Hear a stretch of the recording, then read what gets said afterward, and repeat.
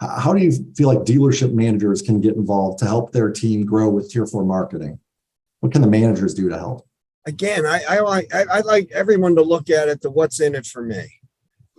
What's in it for me? If I'm a manager, and I really have some of my managers on this call, life is so much easier when you have professional salespeople that you are working with. You are not starting with the ABCs of car selling. You're not hand holding your salespeople.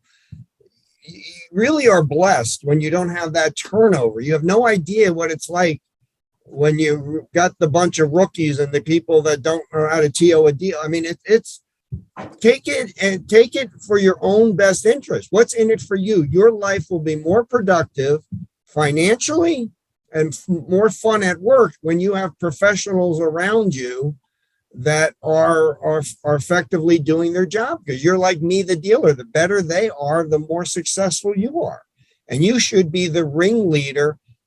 If you possess, and again, 10 years ago, this is a different conversation. Most people now have a grasp of social media. 10 years ago, that wasn't, it wasn't really the case. It was more of somebody that had to learn the art. Now, I had to learn the art. It wasn't my natural DNA that I grew up in. But if it's not your natural DNA, you realize the benefit of it. But most of the younger managers now, that is part of their life. And think about how powerful your salesmen are as marketing themselves.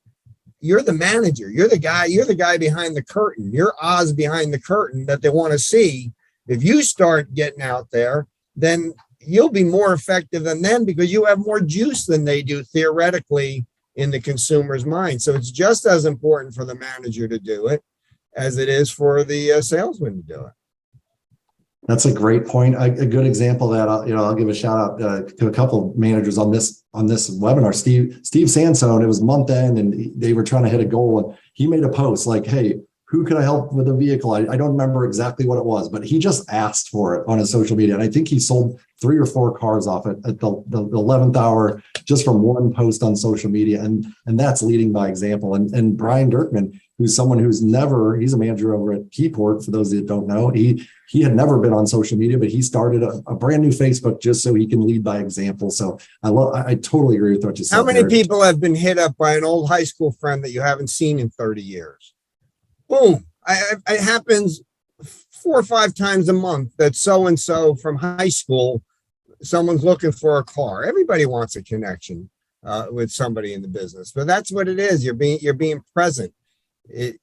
You're out there in front of them, and you're there when they want you to be there.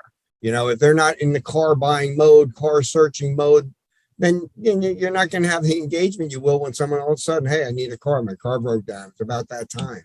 Then you become relevant. So that's why you need to be 100%. You have to be out there 100% of the time because they're out there 5% of the time. It's just different 5% for everybody.